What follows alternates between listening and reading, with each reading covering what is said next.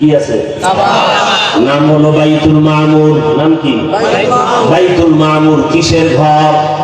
নূরে। নূরে কিসের? নূরে। কাবা ফেরেশতারা তাকে তওয়াফ করে। মুফাসসিরিনে কেরাম বলেন প্রত্যেকটা আসমানে এক একটা বাইতুল মামুর আছে, কাবা আছে। ফেরেশতাদের কাবা কিসের বানানো? নূরের বানানো।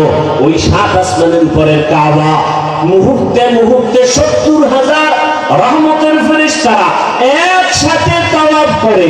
একবার যারা সুযোগ পাবে কিয়ামত পর্যন্ত আর সিরিয়ালে তাদের সুযোগ হবে না। এই হিসাবটা মিলায় দেখেন ফেরেশতা বানাইছেন আল্লাহ কত সীমাহীন। প্রত্যেক মুহূর্তে একসাথে কত হাজার? আর সুযোগ পাবে দ্বিতীয়বার। এভাবে চলতে থাকবে কিয়ামত পর্যন্ত। এবার বুঝেন ফেরেশতা কি পরিমাণ আল্লাহর বানানো। আল্লাহর কাছে বললেন, হে মালিক মেহেরবানি করে ওই তাওয়াফ করি তোমার দরবারে মুহাব্বতের সাথে, ওই তাওয়াফকে ওসিলা বানাইয়া ক্ষমা চাই, মেহেরবানি করে ক্ষমা করে দাও।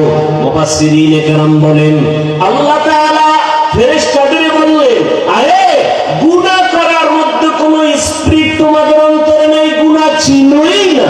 সেক্ষেত্রে যদি তোমরা আবার তাওয়াফের ওসিলা বানায় ক্ষমা চাও, আমি যাদের শ্রেষ্ঠ জাতি দুনিয়ায় বানায় পাঠাবো, ওটা চাইলেই তো গুনাহ করতে পারবে, চাইলেই তো নেক আমল করতে পারবে। ওদের তো একটা আমলের ওসিলা বানায় দেওয়া লাগবে ক্ষমার জন্য।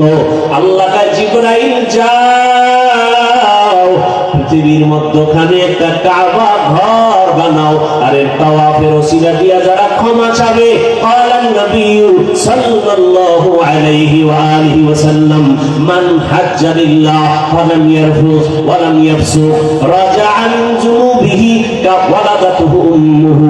নবী বলেন যারা বাইতুল্লাহ জিয়ারত করে বের হবে, বাচ্চা যেমন নিষ্পাপ মায়ের গর্ভ থেকে আসে, প্রত্যেকটা জিয়ারত করনেওয়ালা হাজীকেও নিষ্পাপ বাড়ি ফিরাইয়া দিব। বাইতুল্লাহ কোনো বানায় নাই।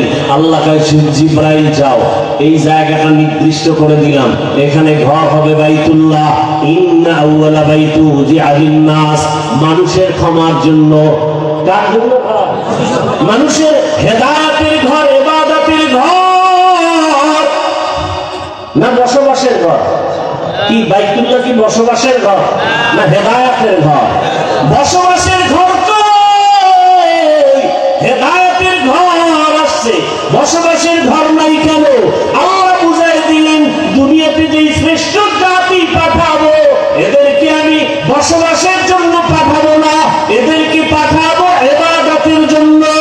ইবাদতের ঘর আগে বানায় দিলাম, দুনিয়াতে মানুষ করবা ইবাদত, বিনিময়ে আরামে ঘুমাইবা, সে জায়গা হলো জান্নাত। বেহেশত কে আজারে নবাশ কাছে রাবা কাছে করে নবাশ। বাইতুল্লাহ কেন বানাইলেন তার একটা কারণ মনে আছে আমার কথা। এক নম্বর কথা হজ কি, দ্বিতীয় কথা হজ কেন, কেন এক জবাব হলো জন্মভূমির টান, জন্মভূমির টান। দুই নম্বর হজ কেন, রহমতের সেন্টার, রহমতের।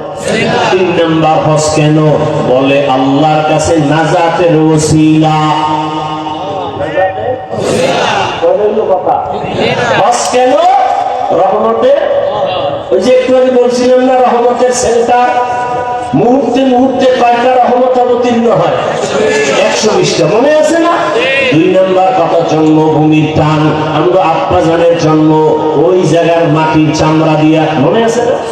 তাহলে বাবার জন্মের প্রতি ওখানে জন্মস্থানে একটা টান আছে না নাই? কি যত দুনিয়াতে ঘুরি যেখানেই যাই, কিন্তু জন্মভূমির একটা টান আছে না নাই? আছে। আমার বাড়ি কুয়াকাটা, ওখানে বছরে একবার হলেও যাই, মন চায় কথায় কথায় জন্মভূমির কথা আমরা বলি। এখন ভোগ বিলাসে আরামে শহরে বিল্ডিং উঠায় এসিতে ঘুমাই, কিন্তু সেই জন্মকালের যে স্মৃতিগুলো ভুলে গেছি। এই বৃষ্টি হচ্ছে, ছোটকালের কথা মনে পড়ছে, বৃষ্টিতে কত দৌড়াইলাম, কত ভিজলাম। এখন যদি একটু পারতাম দৌড় দিতে, মানুষ তালগি দিয়া সব উড়ে ফেলেন, দৌড় দিছি, এটা একটা ছবি তুইরা ফেলেন। আর সে সময় তো লঙ্গি ছাড়া দৌড়েছে কি সে আনন্দ আরামে আছি খাইতেছি, কিন্তু সেই যে একটা তৃপ্তি স্মৃতি এটা চাইলো আর পারে না। জন্মকালের সেই কথা, জন্মভূমির সেই ইতিহাস স্মৃতির পাতায় পড়ে আছে, মনে চাইলেও পারি না। জন্মভূমির টান ওই বাইতুল্লাহ বাক্কা নগরীতে আল্লাহর ঘর। আল্লাহ তাআলা বলেন ওখানে গেলে আল্লাহর অনেক নিদর্শন আছে, ফিহি আয়াতুন, অনেক নিদর্শন। ওখানে যারা ঢুকবে তারা নিরাপদ, এমন সুন্দর নিদর্শন। বাইতুল্লাহ আল্লাহর ঘর একটা হেদায়েতের নিদর্শন। এরপরে আছে মাকামি ইব্রাহিম এক নিদর্শন। প্রথমেই বাইতুল্লাহ নির্মাণ করছেন ফেরেশতা, এরপরে নির্মাণ করেছেন পয়গম্বর আদম। এই ভারতের বিরোধিতা করি না আমরা কেন? ভারত কার দেশ? মেয়া ইতিহাস জানেন না? ভারত এমন একটা বরকতের দেশ, পৃথিবীর ইতিহাসে ভারত ওই জমিন যেখান থেকে পৃথিবীর ইতিহাসে প্রথম হজ শুরু হয়েছে, বাইতুল্লাহ হজ ভারত থেকে। পৃথিবীতে প্রথম মানুষ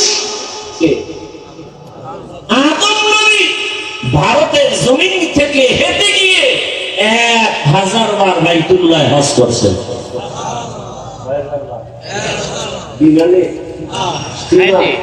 কেমনে? কয়বার? 1000 বারের মধ্যে 300 বার করেছেন বড় হজ, 700 বার করেছেন ওমরা। 700 বার করেছেন ওমরা। কোথার থেকে হেঁটে গিয়া? ভারতের ঘৃণা করেন কেন? মিয়া স্কুলের ছেলে চুরি করছে, ওরে জখমের মতো জুতার বাড়ি দাও, স্কুলকে খারাপ বলো কেন? কথা বলে ভারত থেকে নাপাক দূর করো। ভারত তো ওই জমিন যেই ভারতের রাজধানী দিল্লিতে আজও দাঁড়িয়ে আছে মুসলমানের ঐতিহ্য কুতুব মিনার। তুমি ভারতকে ঘৃণা করো কেন? বরং কোমরে গামছা বেঁধে রেডি হও, ভারত আমার দেশ, আমার দখল করে নিতে হবে। আবার ভারতের কথা শুনলেই চলতেন। আমি যে কটা কথা বললাম বানায় বলছি, কি মনে হয় আমরা ভারতের দালাল? হ্যাঁ, কি আজীব কথা, পাগলের পাগলামি। মোগলদের ইতিহাস জানানো ভারতে, গোটা দুনিয়াতে ইসলামের যত আলো জ্বলে, লিখো রাজনীতির ময়দানে যত ইসলামের খেদমত চলে, দাওয়াত ও তাবলীগের লাইনে ইসলামের যত খেদমত চলে, পীর মুরিদের লাইনে যত ইসলামের খেদমত চলে, সব ইসলামের খেদমতের গোড়া দেওবন্দ ভারত। ভারতের নাম শুনলেই তাই দালাল। আমাদের রক্ত ঈমান ওখানে ঢুকানো। গোটা দুনিয়াতে ইসলামের খেদমত চলে, এর পাওয়ার হাউস কই? কোথায়? কোথায়? দেওবন্দ। একটা মায়ের সন্তান দুঃসাহস নাই দেওবন্দীদেরকে ওভারটেক করে নতুন ভাবে কোন ইসলামের বাতি জ্বালাবে, কথা বলবে, সাহস নাই। মোগলদের ইতিহাস ভারত, কুতুব মিনার দাঁড়ানো ভারত, দিল্লির শাহী জামে মসজিদের খতিব শাহ ওলিউল্লাহ মুহাদ্দিস দেহলভী, সেখানে নামাজ পড়ে আসছি। হাজী ইমদাদুল্লাহ মুহাজির মক্কি তরিকাতের লাইনে রশিদ আহমদ দেওবন্দি, কোথায়? ভারতের কথা বলা যাবে না। ভারতকে দখল করতে হবে, এটা আমার বাবার দেশ।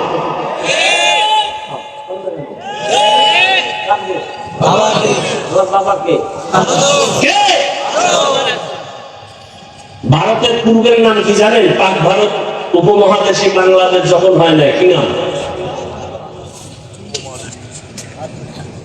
যখন বাংলাদেশ হয় না, পাকিস্তান হয় না, তখন পুরাটা কি নাম ছিল? হিন্দুস্তান। আরে কি নাম ছিল? হিন্দুস্তান কার নামের উপর হয়েছে তা জানেন? নূহ নবীর এক সন্তানের নাম হিন্দ।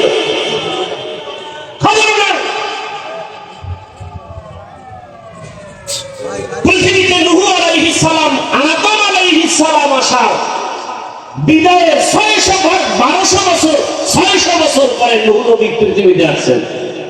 1200 বছর পরে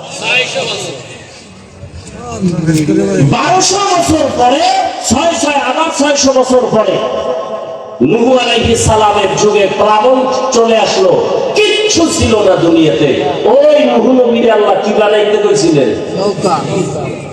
কিস্তি বাংলায় কি না? আজকে থেকে তওবা করেন, নৌকা বলবেন না।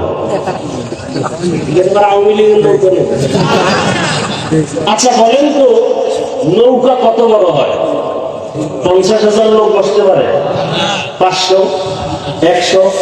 তার নূহ আলাইহিস সালামের ওই যেই বস্তুটা বানাইতে বললেন, কিস্তি ধরেন, এর মধ্যে 40 জন মুমিন ছিল না? তাদের ভক্তরাও ছিল, এবং প্রত্যেক প্রাণীর এক জোড়া করেছিল। গরু এক জোড়া, হাতি এক জোড়া, মহিষ এক জোড়া, ভেড়া এক জোড়া, বকরি। এটা তো মাটির উপরে টিকে দিয়েছি, মাটির তলে আরো আছে না? নূহ আলাইহিস সালাম এগুলো যে লইলেন, এটা কি একটা নৌকায় হয়? কি বলবেন বলেন? হ্যাঁ, তাহলে আজকে থেকে তওবা করি, আমরা মিথ্যা ভুল কথা আর বলবো না। নূহ আলাইহিস সালাম কি বানাইছেন বলেন?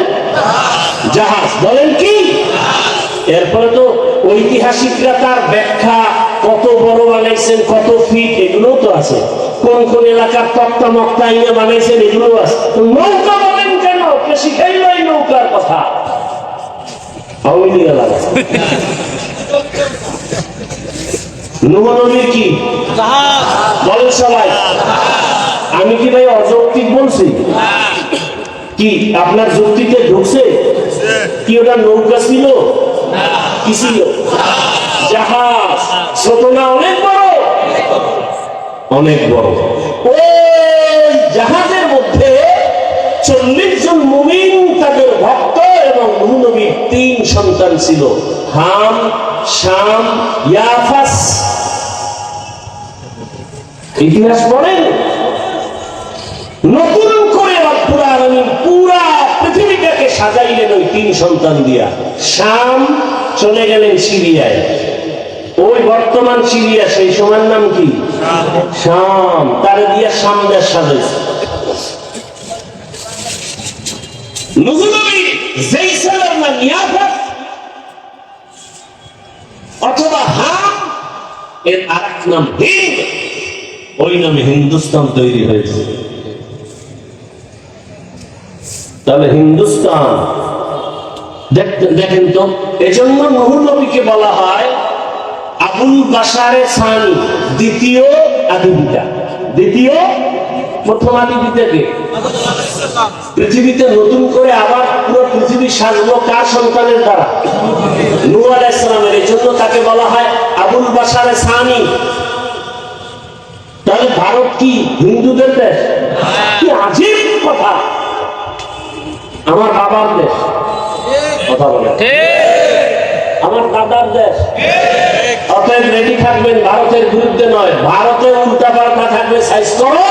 আর ভারত আমার বাবার দেশ, আমাদের ইমানের ঘাঁটির দেশ, মুসলমানের ইতিহাসের দেশ। আবার ওই দেশ আমাদের দখল করতে হবে। এবার বলো, আমি ভারতের দালাল।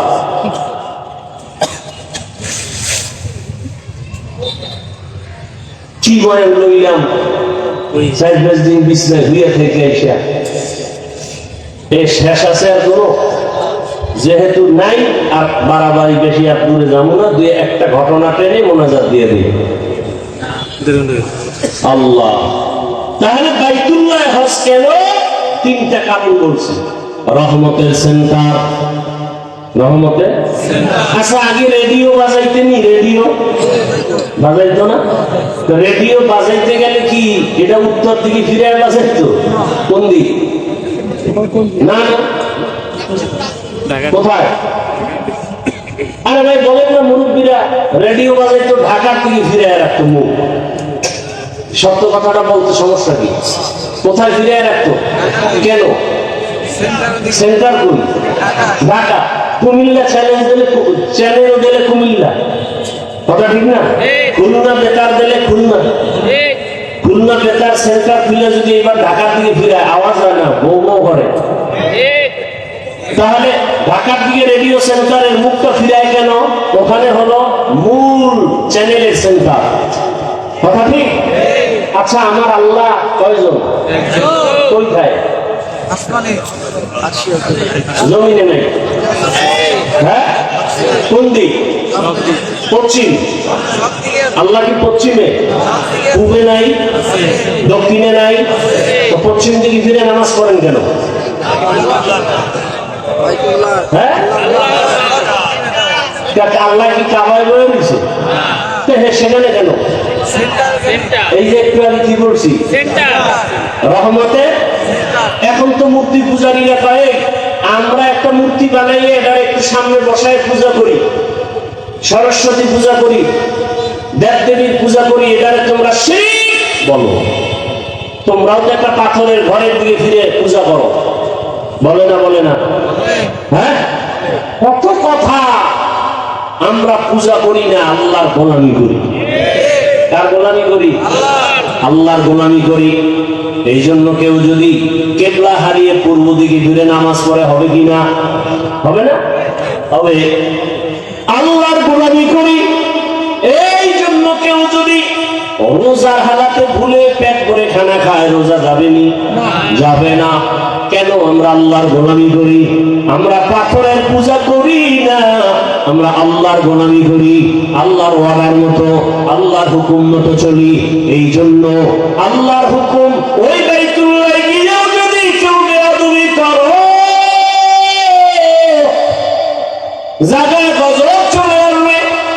যেমন এক আল্লাহর গোলাম বাইতুল্লাহ তাওয়াফ করে, সবাই তাওয়াফ করে, আওয়াজটা কি মনে আসেনি?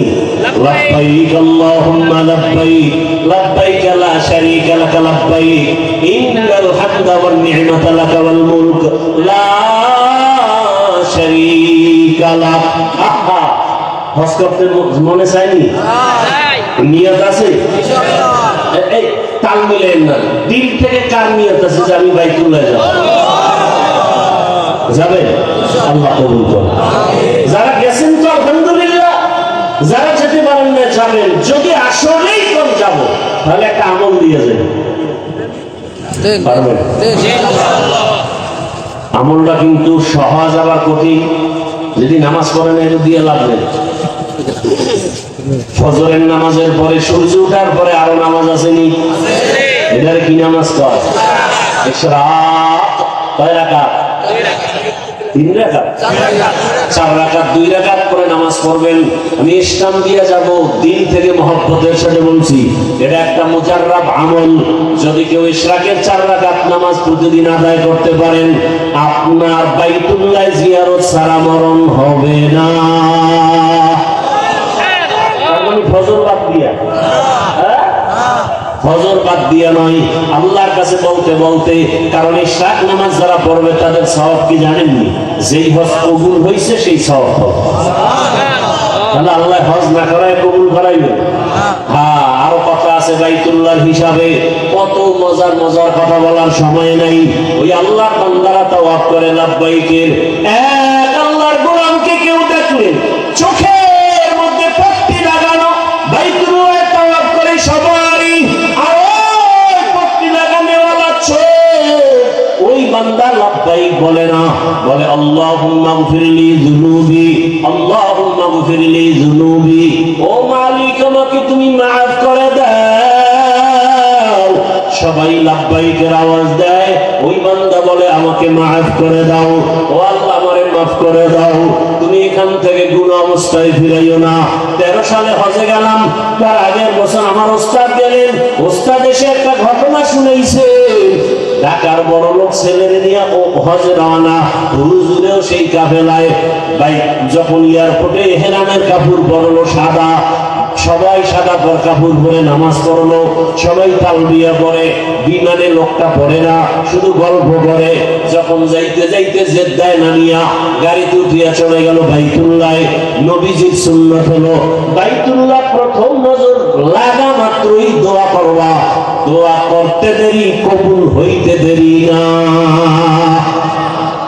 প্রথম নজরে যে দোয়া করবে সাথে সাথে কবুল। তাহলে কি দোয়াটা করলে করা যায়? জানি একটা চাই দিয়ে করুন, হ্যাঁ না। আমার ওস্তাদ বলেন এমন দোয়া করো, ও আল্লাহ জীবনে যত ভালো দোয়া করছি, যত ভালো দোয়া করব, তুমি সব কবুল করে নাও। মজার দোয়া না? বাইতুল্লাহ প্রথম নজর দিয়া যা চাইবেন তাই কবুল। তো উল্টা পাল্টা কিছু চাইলে কবুল হইব না। যে আল্লাহ তুমি আমার সৌদির বাদশা বানায় দাও। হায় হায়, ওই আল্লাহর বান্দা বারবার বলে আল্লাহ তুমি আমাকে মাফ করে দাও, মাফ করে দাও। একজনে ধৈর্য করে সবাই লাভবাহিক বলে তুমি কেন বলো আমাকে মাফ করে দাও? কি অপরাধ করেছে? ওই আল্লাহর বান্দা কান্না করে আর বলে ভাই আমি এখানে আছি আল্লাহর ঘর জিয়ারতের জন্য। আমি এখানে আইসা বাইতুল্লাহ চারপাশে একটা কঠিন পরীক্ষা চলে। ডানেও নারী, বামেও নারী, সামনেও নারী, পেছনেও নারী। ওদিকে সামনে আল্লাহর ঘর, কত কঠিন পরীক্ষা। ডানেও নারী, কেউ চেহারা খোলা। এই এহেরাম অবস্থায় চেহারা খোলা রাখবে ঠিক, কিন্তু নারীরা পুরো খোলা রাখবে না। এখন তো আমাদের দেশে ক্যাপ আছে না, চেহারা ঢেকে রাখতে হবে। তার মানে চেহারা কাপড় লাগানো যাবে না, দূরত্ব বজায় রেখে ঢেকে রাখতে হবে। বাঙালি সুযোগ একটু পাইলে তিলের তাল বানায়, পুরা চেহারা তুলে দিচ্ছে। পর্দা কত কঠিন জিনিস চিন্তা করতে পারেন? চেহারা ফুল খোলা যাবে না, কাপড় রাখবে না চেহারায়, ঠিক আছে, কিন্তু দূরত্ব বজায় রেখে কাপড় রাখবে, পর্দা রক্ষা করতে হবে। আল্লাহর বান্দা বলে এমন এক কঠিন পরীক্ষা চলে, ডানেও নারী, বামেও নারী, সামনে পেছনে নারী। এর মধ্যে আবার আল্লাহকে ডাকতেছি লাব্বাইক লাব্বাইক আল্লাহুম্মা লাব্বাইক। ওদিকে সামনে আল্লাহর ঘর, 120টা রহমতুল টাইম ওখানে অবতীর্ণ হয়। হঠাৎ আমার নজর একটা বেগানার দিকে পড়ে গেল, এমন ভাবে পড়ে গেল, এমন সুন্দরী রূপসী নারী ধ্যান অন্তরে চলে আসলো। শয়তান আমাকে ধোঁকা দিল। হঠাৎ করে একটা আমি আওয়াজ পাইলাম, আমার চেহারার উপরে কে যেন একটা থাপ্পড় মারলো। সাথে সাথে আমি বেহুশ হয়ে গেলাম। বেহুশ হয়ে উঠা আমি হুশে আসার পরে দেখি আমার চোখের মধ্যে কোনো পাওয়ার নাই। আমার ভয় লেগে গেল। আমি তাকায় কিছুই দেখি না, চোখ ব্যথা। এক পর্যায়ে অপারেশন করলাম, চোখ দিয়ে কোনো পাওয়ার নাই, দেখতেও পারি না। এখন আমি হজে আইসা আল্লাহর মহব্বতের জায়গায় অপরাধ করে ফেলেছি। আমার মাওলা যদি এখান থেকে ক্ষমা করে না দেন, আমার এই জীবনের কোনো মূল্য নাই। আমি এই জন্য আল্লাহর কাছে ক্ষমা চাই। আল্লাহুম্মা গফিরলি যুনুবি। ও এলাকার মা বোনেরা, যুবক বাবারা, নবীজি বলেন যারা বাইতুল্লাহ গিয়া হজ করার সামর্থ্য আছে করো, যদি না পারো তোমরা আল্লাহর ঘর মসজিদে যাও। গরিবরা জুমার দিন গিয়ে নামাজ আদায় করো, আল্লাহর ঘর মসজিদে গিয়া আল্লাহর মহব্বতে সুন্দরভাবে সুন্নত আদায় করে নামাজ পড়ো। আল্লাহ তাআলা হজের বরকত তোমার আমল নামায় দিবে। শুধু তাই না, হজের সময় হাজী সাহেবরা নখ কাটতে পারবে না, মোষ কাটতে পারবে না, চুল কাটতে পারবে না, সাবান লাগায় গোসল করতে পারবে না, এরপরে জামা কাপড় ধুইতে পারবে না, আতর লাগাইতে পারবে না, ভালো করে সাবান ব্যবহার করা নিষেধ। ও গরীব, তুমি যদি কোরবানি দিতে যাও, হজ করতে যেতে পারো নাই, তাদের মতো তুমিও জিলহজ মাসের 1 তারিখ থেকে হাজীদের নমুনায় চলো। নখ কাটিও না, মোষ কাটিও না, তুমি চুল কাটিও না। যদিও তোমার হজ ফরজ না, কিন্তু তাদের সাদৃশ্য যদি হয়ে থাকো, হজ যদিও ফরজ না, তবে আল্লাহ ওই বরকত তোমাকেও দান করবে। জিলহজ মাসের 1 তারিখ থেকে আঙ্গুলের নখ কাটা যাবে না। হ্যাঁ, এরপরে তোমার চুল কাটা যাবে না, মোছ কাটা যাবে না। ছোট বাচ্চাকেও যদি এমন রাখতে পারেন সওয়াব পেয়ে যাবেন, সওয়াব, বরকত থেকে বঞ্চিত হবেন না। অতএব অনুরোধ করে বলছি, আল্লাহর কাছে দোয়া করেন। ওই বাইতুল্লাহ বড় দামি একটা ঘর, যেখানে গিয়ে তাকাইলে দোয়া কবুল, যেখানে গেলে চোখের পানি ধরে রাখা যায় না। আল্লাহর কাছে দোয়া করেন, চোখের পানি ছেড়ে হে মালিক, ওই বাইতুল্লাহ জীবনে একবার হলো যাওয়ার তৌফিক দাও। জীবনে নামাজ ছাড়া যাবে না, ওই বাইতুল্লাহ যেতে হলে ইশরাক ছাড়া যাবে না, গুনাহ করা যাবে না। একদিন না একদিন আমার আল্লাহ কুদরতের দ্বারা ওই বাইতুল্লাহ পৌঁছায় দিবে। কত বড় লোক টাকা আছে যেতে পারে না, অথচ কত গরিবরা পর্যন্ত বাইতুল্লাহ হজ করে আসে, ওমরা করে আসে। আল্লাহর কাছে দোয়া করেন, আল্লাহ পাক সবাইকে বাইতুল্লাহ জিয়ারত নসিব করেন, নবীর মোলাকাত দান করেন, সুন্নতের আমল অনুযায়ী চলেন। ও আমার যুবক বাবারা, তোমার মতো কত যুবক বাইতুল্লাহ যায়, দেখো ওখানে মদিনার খেদমত করে, বাইতুল্লাহর হেরেমে খেদমত করে, ভাগ্য কত তাদের ভালো। আবার কিছু আল্লাহর বান্দার কথা শুনি, মক্কা মদিনায় গিয়া ঠিক মতো নামাজও পড়ে না, কাজ করে টাকাও মা বাবারে দেয় না। এমন হতভাগা হইও না, আল্লাহর কাছে দোয়া করো।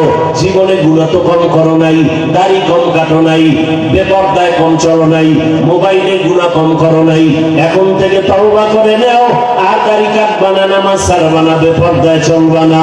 মা বাবার দোয়া, শিক্ষকের দোয়া, উলামায়ে কেরামের দোয়া পরামর্শ নিয়া নবীজির সুন্নাত অনুযায়ী চলবা। পর্দার আড়ালের মা বোনেরা আল্লাহর কাছে দোয়া করেন, একটা নেককার সন্তানের মা বাবা হয়ে কবরে যাবেন।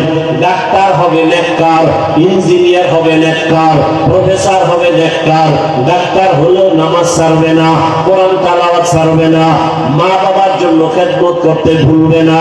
এমন একজন নেককার ডাক্তারের মা হন, এমন একজন নেককার ইঞ্জিনিয়ারের মা বাবা হয়ে কবরে যান। আল্লাহর কাছে অন্তর ভরে দোয়া করবেন, একজনের আমিন কবুল হলে সবারটা কবুল হয়ে যাবে। আয় আল্লাহ, মেহেরবানি করে আমাদের সবাইকে আপনার গোলাম হিসাবে কবুল করে নেন, আমিন।